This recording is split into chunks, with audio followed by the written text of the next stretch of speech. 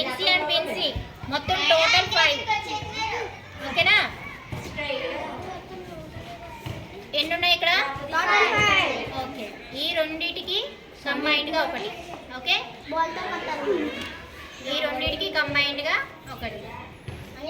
Okay, ఇక్కడ ఎక్కడ సరిగ్గా పెట్టకపోయినా బ్యాలెన్స్ ఏమవుతుంది? పోతుంది. అలాగే ఈ రెండింటికి, అలాగే ఈ రెండింటికి. నెక్స్ట్ ఈ రెండింటి కంబైన్. ఓకేనా?